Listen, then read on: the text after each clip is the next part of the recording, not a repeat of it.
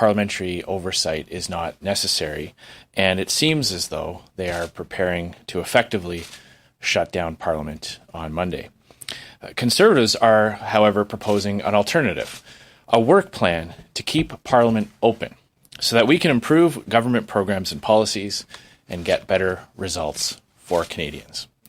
While these negotiations are still ongoing, today I would like to talk about where we stand and why it is so important for opposition members to have regular opportunities to question the Prime Minister and his ministers. Depuis 5 semaines, notre pays fait face à des défis sans précédent. 6 millions de Canadiens ont perdu leur emploi. Des dizaines de milliers sont malades et, malheureusement, plus de 1000 personnes ont perdu la vie. The government has been called upon to act quickly to help all Canadians affected by COVID-19.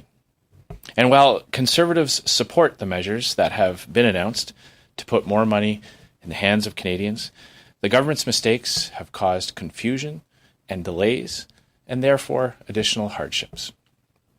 Programs announced and then re-announced, amended with different eligibility requirements each time.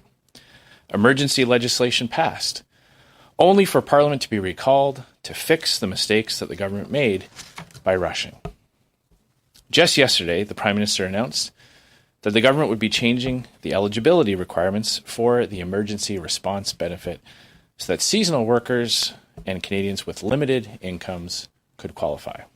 This is something that Conservatives have been asking for weeks. Tout notre caucus veut aider les Canadiens à traverser cette crise. Nous proposons des solutions constructives pour les programmes et les politiques du gouvernement. Par exemple, augmenter la subvention salariale à 75% et permettre aux Canadiens qui ont des heures de travail réduites d'être quand même admissibles à la prestation canadienne d'urgence pour ne pas les inciter à arrêter de travailler et pour ne pas nuire aux petites entreprises. Our entire caucus is focused on helping Canadians get through this crisis, and we have proposed constructive solutions to government programs and policies, like increasing the wage subsidy to 75% and allowing Canadians with reduced hours to still qualify for the CERB so that we aren't disincentivizing workers and hurting small businesses. We have repeatedly demonstrated that members of Parliament can meet in a responsible manner while respecting public health advice. These in-person sittings have allowed opposition parties to debate, discuss, question, and ultimately improve the government's legislation and programs. These sittings are an essential part of our democratic process and ensure better results for Canadians. Si le gouvernement veut fermer le Parlement, il doit expliquer pourquoi. If the government wants to effectively shut down Parliament, it needs to explain why. What are the Liberals so opposed to? Transparency and accountability are in the best interests of Canadians. They are a fundamental part of our democracy. Les conservateurs veulent aller travailler pour les biens des Canadiens. Nous demandons la tenue de séances de responsabilisation toutes les semaines. Conservatives are asking to show up to work on behalf of Canadians. We are asking for regular accountability sessions. Canadians continue to have ongoing concerns about the government's reliance on the WHO.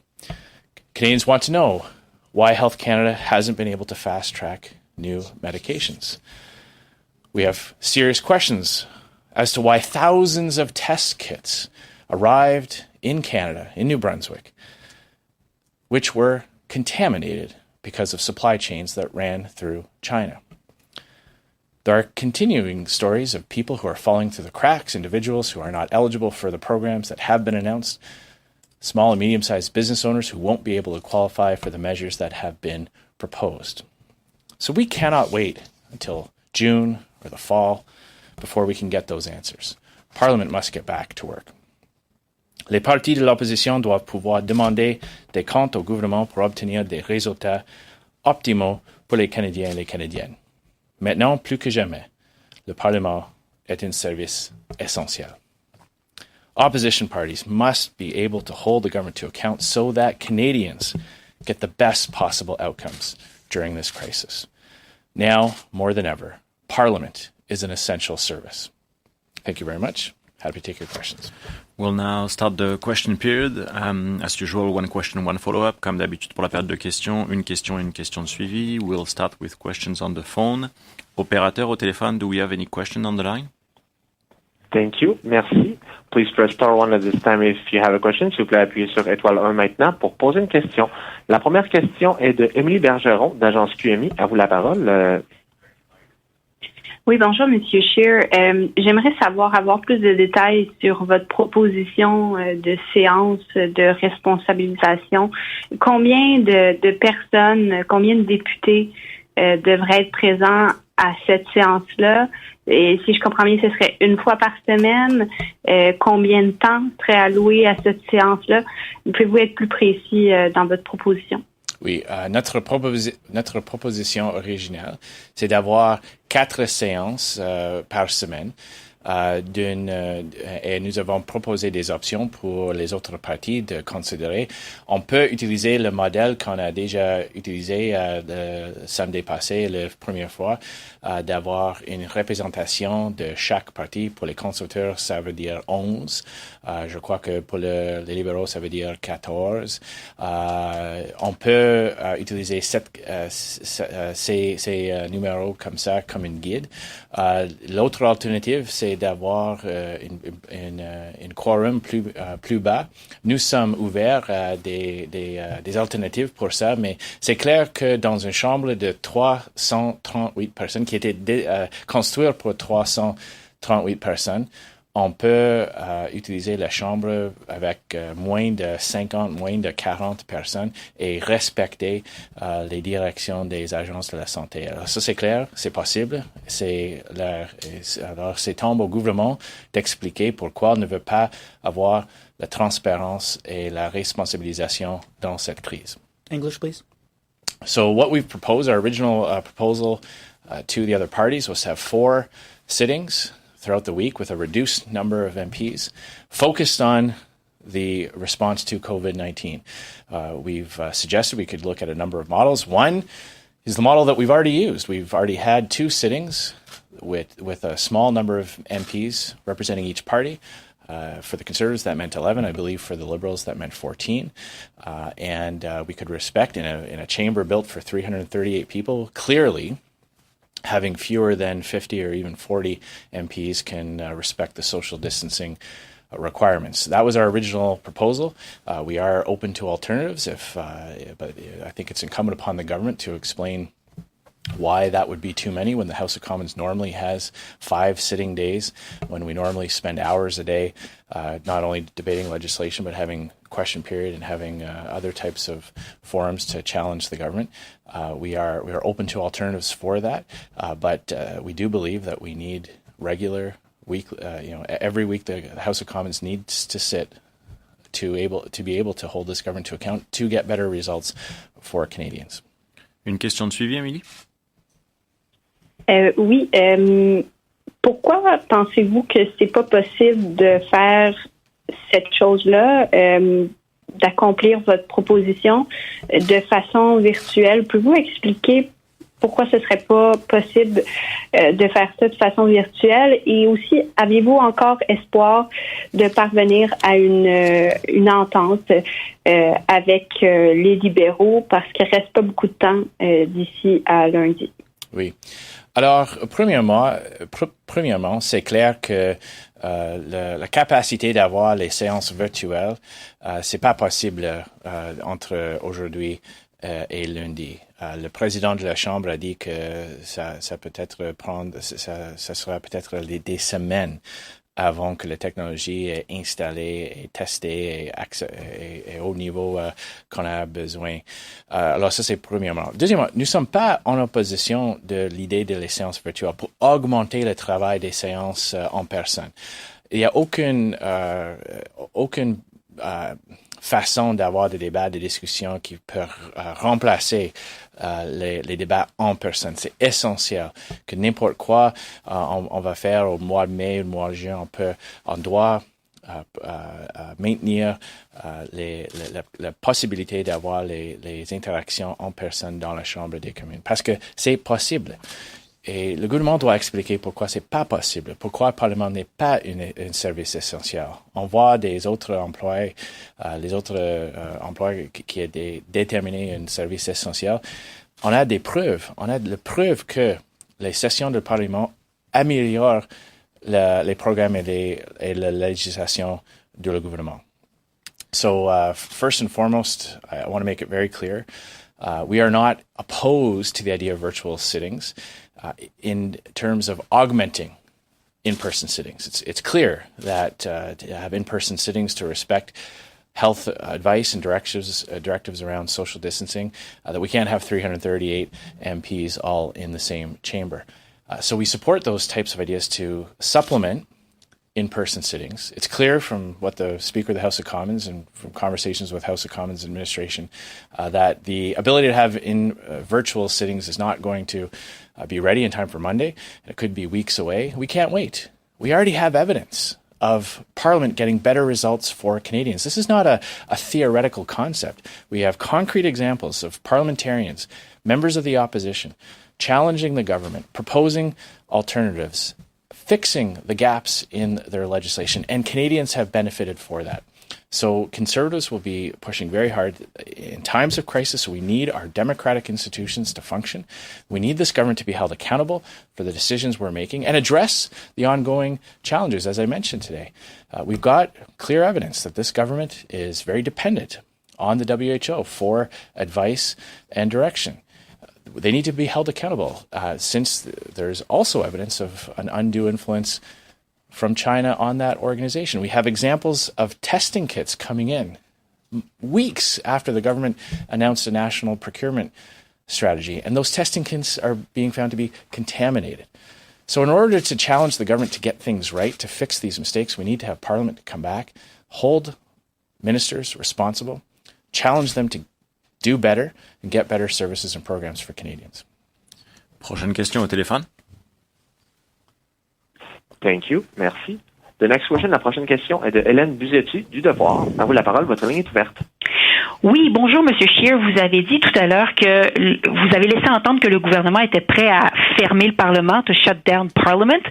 Qu'est-ce qui vous fait dire ça? Est-ce que c'est une position qui a été évoquée pendant les discussions? Est-ce que le gouvernement a parlé de prorogation? Sur quoi appuyez-vous votre allégation? Mais le Premier ministre lui-même a dit qu'il ne veut pas avoir des séances dans la Chambre des communes. Nous avons proposé 4 jours. On est prêt de discuter si 3 est possible, 4, 3, mais 1 ou 0, c'est 0, c'est inacceptable et d'avoir seulement 1, c'est pas effectivement une horaire qui peut permettre le niveau de transparence et responsabilisation qu'on a besoin. Alors, c'est effectivement éliminer le rôle du Parlement si on a 0 ou seulement 1 pour quelques heures. Alors, c'est notre préférence, notre position qu'on doit avoir des séances de transparence et responsabilisation plus fréquentes que ça. Donc, j'en comprends que le gouvernement vous a proposé peut-être une séance par semaine, mais si je peux juste aller de l'avant, la semaine prochaine, il faut que le Parlement revienne. C'est ça que la motion disait, ça revient le 20. Et ce qu'on comprend, c'est qu'il faut l'appui de tous les partis politiques pour que cette date soit repoussée. Alors, j'aimerais savoir quelle est votre position. Allez-vous, au Parti conservateur, vous opposer, ne pas donner votre consentement et donc, par la force des choses, forcer le Parlement à revenir lundi? Notre caucus va négocier en bonne foi. Je laisse à mon équipe de chambre, mon House Leader et mon Whip, de négocier en bonne foi avec le gouvernement. Je suis ici pour expliquer clairement notre position. Je vais laisser au gouvernement de reprendre leur proposition, leur position. Je ne parle pas pour le gouvernement. Sur la question de qu'est-ce qui sera passé lundi, c'est clair que normalement, c'est normal pour le Parlement de siéger le lundi prochain. On va respecter les directions, l'avis, les conseils de l'Agence de la santé. Je suis toujours un optimiste. Je crois qu'on peut trouver le terrain en commun. Je lance un défi à les autres partis politiques aussi. Je lance un défi à les autres partis d'opposition de travailler ensemble, pas pour les intérêts de nos propres partis, mais pour les Canadiens, de montrer aux Canadiens qu'une vraie approche d'Équipe Canada, c'est d'utiliser l'expérience, l'intelligence des députés de l'opposition pour assurer qu'on va avoir un meilleur résultat pour les Canadiens. Next question on the line. Thank you. Merci. The next question, la prochaine question est de Andrew Lawton from True North. Please go ahead, your line is open. Good morning, Mr. Scheer. Yesterday, there were media reports from the United States citing U.S. officials having high confidence that the coronavirus actually leaked from a Wuhan laboratory. And I guess it's a two-pronged question. Do you think this is plausible? And more pertinent, do you think it's something that the Canadian government should be investigating? Well, I haven't had the opportunity to really examine those reports in great detail. I do understand that those reports came with caveats about the early stages of those investigations. So I think it might be a little bit premature for me to weigh in on that. We continue to have serious and grave questions over the way China has interacted with the WHO since the beginning of this crisis. The very credible evidence and the allegations that have been leveled against the government of China in terms of hiding the true nature of the virus, the ability of it to be transmitted from person to person, the number of cases. Remember, the World Health Organization was advising countries not to impose travel restrictions on China very, very early on. Those are things that we continue to have grave questions about. And the fact that Canadian officials at the WHO have refused to testify before a parliamentary committee does not give us great confidence going forward. In fact, it makes the situation even worse. And so if this government is going to continue to base their decisions on the WHO and ignore some of the advice that has come up from Canadian experts, such as the Canadian Military Intelligence Report that warned the government early on to take stronger action, then this government needs to be held accountable for that dependence on the WHO at this time. Privy Council President Dominic LeBlanc has said that the federal government may introduce legislation that makes it an offense to spread misinformation that could harm people, they say. And I know you tweeted about this yesterday, but do you think this is actually a free speech issue, or do you think it's an issue where if there is information that is actually endangering people, the government has a right to step in? Well, we're always very concerned when this government starts talking about free speech issues. They've got a terrible history over the past few years of proposing ideas that would infringe upon free speech. We saw even just a few weeks ago, Heritage Minister talking about regulating online content, regulating what would and wouldn't be an approved and accredited journalist in Canada. So anytime this government starts talking about regulating what people can say and not say, we start off the conversation with a great deal of healthy skepticism. If we're talking about misinformation, this government needs to look in the mirror. This is the government that said that travel restrictions and closing the border wouldn't work until they were forced to do those very things. This government said that it was ineffective to use masks to help stop the spread, and now they're advising people to do that very same thing. So this government should worry about getting its own information right and getting accurate information out to Canadians in a timely manner before it starts contemplating other things like that. We'll now turn to the room. CTV. Hi, Mr. Scheer. Mackenzie Gray with CTV. You've said repeatedly throughout this process that the Conservatives are a part of a Team Canada approach to dealing with COVID-19. But in recent days, a number of Conservatives online and Alberta Premier Jason Kenney have taken shots at Dr. Tam for positions that she's held throughout this.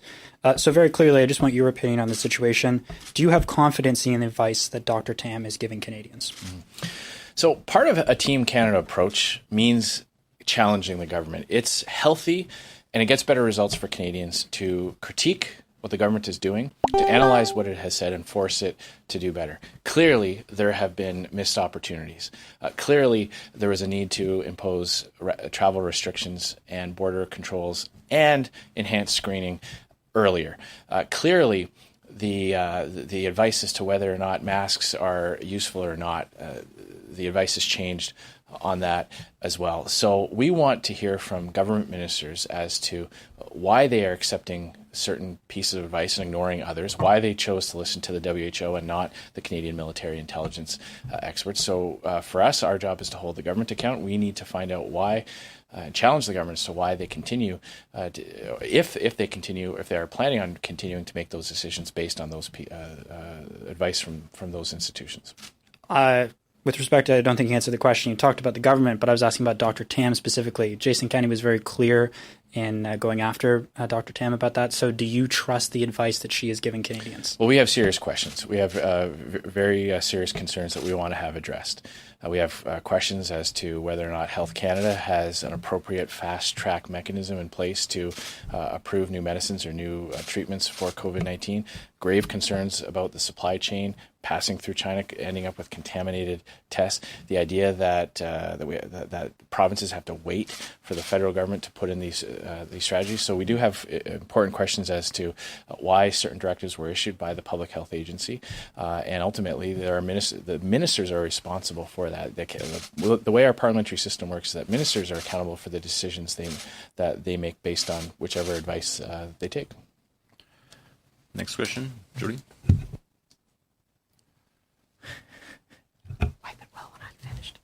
It's about your position on in-person sitting. So you're saying 4 times a week. I'm just wondering, is there any flexibility on this? Is twice a week okay, or 3 times? Where are you at on that? Well, we believe that 4 would be ideal. We understand that we are one party in a parliament with 4 recognized parties, and we are confident and hopeful that we'll be able to find common ground. 0 is unacceptable. It's not acceptable for Canadians to have Parliament to have this government conduct its business to make decisions without any kind of parliamentary oversight or transparency. So those are the parameters that I would lay out for you. 4 would be ideal. 0 would be unacceptable. And I'm just thinking of the big picture. We're in a pandemic. It's minority parliament. Minority parliaments are always kind of on borrowed time, and they can be defeated. But what would you think of defeating a government in a pandemic? Do you think it's the time to have an election? And would you be willing to commit to not trying to defeat a government in a pandemic? I don't think anybody is talking about forcing an election at this time, Julie. We are all taking this very seriously. When Chrystia Freeland said that she wanted a Team Canada approach on that, we took her at her word. We've been working constructively with the government. We've been improving upon their legislation. We've been supportive of fast-tracking legislation through the House to get help for Canadians. We want the government to get this right. We are rooting for the government to implement the right policies at the right time. People's lives literally depend on this. People's lives and their livelihoods depend on this. So right now our focus is on making sure that Parliament can play a role in that to get better results for Canadians. There's too much at stake here to both, to basically allow the government to operate, to make these decisions without any kind of accountability or transparency. That's why we're pushing so hard to have regular and frequent sessions of the House of Commons to get better results for Canadians. And we've already shown twice that it's worked. Both times the House of Commons had to be recalled to pass legislation. We got a better product, a better program for Canadians because of the work of opposition MPs. But are you saying they're safe from defeat during a pandemic? Well, I'm saying that I don't think anybody believes that now is the time to have an election. We need to get through this health crisis. We've got people who are not able to visit their loved ones in nursing homes. We've got tragic stories about people going through great hardship.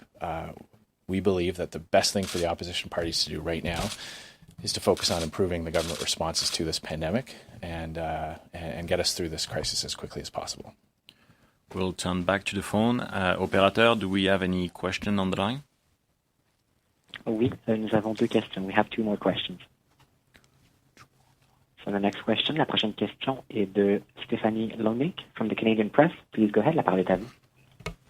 Good afternoon, Mr. Scheer. I wonder if you could just clarify this issue of whether you're withholding your consent from the required for all-party consent for the House to remain adjourned. Well, we should point out that the default position is for the House of Commons to return on Monday. That is what would normally happen.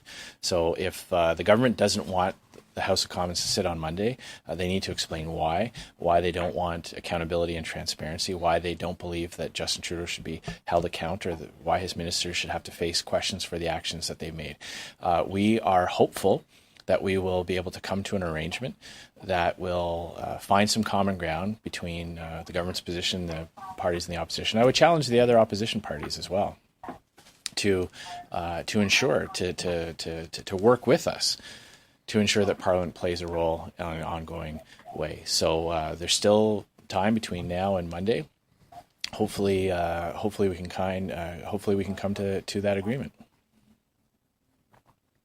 And I guess as a follow-up, although I have so many more questions, the issue with the return of Parliament, even if you were to follow a model that was used over the weekend, let's say, in terms of the number of people there, a lot of people have reflected on the fact that either you're making MPs travel across the country to ensure some kind of regional representation in Parliament. It's just not about numbers.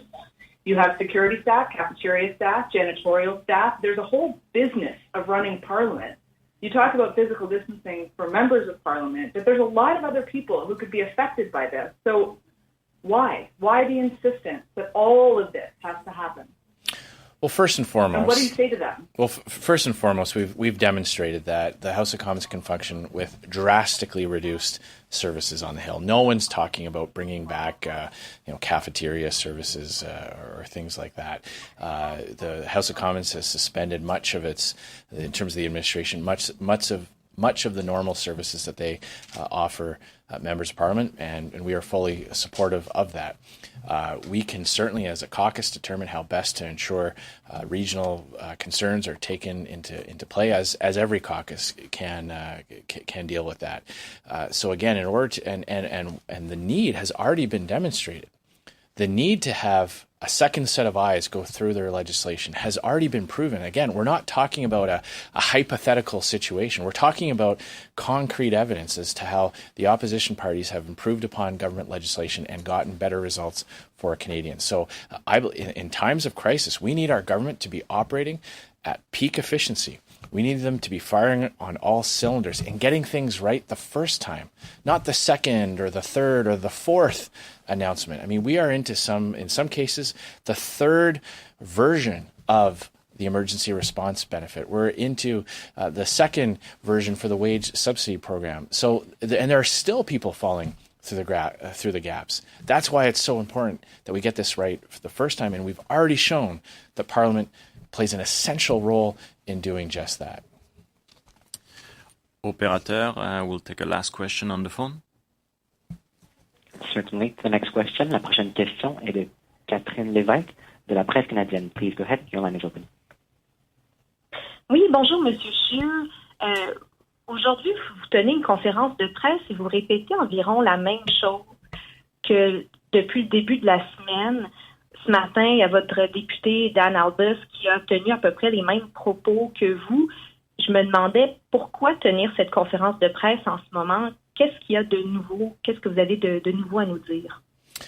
C'est toujours important pour expliquer la situation pour les Canadiens. C'est leur Parlement, c'est leur Chambre des communes.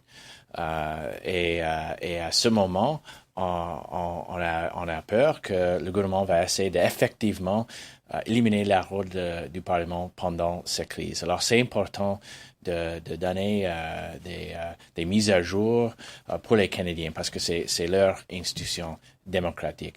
Au même temps, je suis ici pour répondre aux questions sur les autres choses. J'ai soulevé les nouvelles aujourd'hui que l'équipement qui le gouvernement a procuré, qui viennent en part de la Chine, était contaminé. Ça c'est une grave situation. Alors je suis ici pour adresser les autres enjeux aussi, mais c'est très important avant de lundi de expliquer aux Canadiens exactement où on est dans les négociations. Justement, parlons des autres enjeux. Il y a deux choses que vous avez dites qui n'étaient pas très claires. Tout d'abord, est-ce que vous êtes en train de dire qu'on doit laisser aller la désinformation au nom de la liberté d'expression, tout d'abord. Et deuxièmement, vous n'avez pas répondu à la question de mon collègue. Est-ce que vous faites confiance à Dr. Tam? Alors, premièrement, comme j'ai dit, ce gouvernement a un bilan horrible sur protéger nos droits et libertés. Il a proposé les idées d'imposer les régulations sur l'Internet, une idée que le gouvernement va accréditer les institutions des journalistes. Beaucoup de les choses que le gouvernement a utilisées comme justification pour l'idée de nouveaux projets de loi sont déjà illégales ici au Canada. Alors, à ce moment, il n'y a aucune proposition concrète, mais ce gouvernement, comme j'ai dit, n'a pas eu un très bon bilan sur ça. Sur la question de Mme Tam, clairement, il y a des décisions basées sur les recommandations de Dr. Tam qui n'étaient pas le bon direction. Alors, on veut tenir le gouvernement responsable. On doit poser des questions.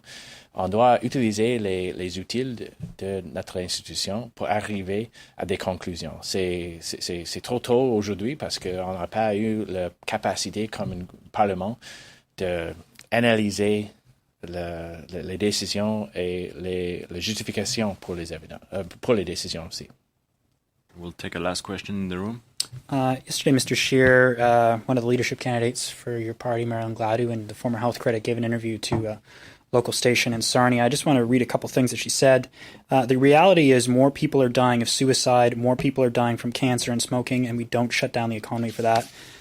She also falsely said that the anti-malaria drug that the president is pushing is nearly 100% effective. Do you agree with any of these statements that she made, and do you think this is the kind of conversation that the Conservative Party should be having during this period of time?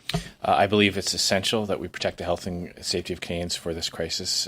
We stand supportive of the government's measures to limit the spread of this disease. It is clear that COVID-19 is affecting people of all age groups, of all walks of life. This is a very serious illness. This is a very serious virus that we need to take it seriously. We need to get out in front of it. So I understand Ms. Gladu has addressed her comments from yesterday. For our caucus's position is that we believe that this is a very serious virus that needs to be taken very seriously. Merci beaucoup. Thank you very much. Thank you.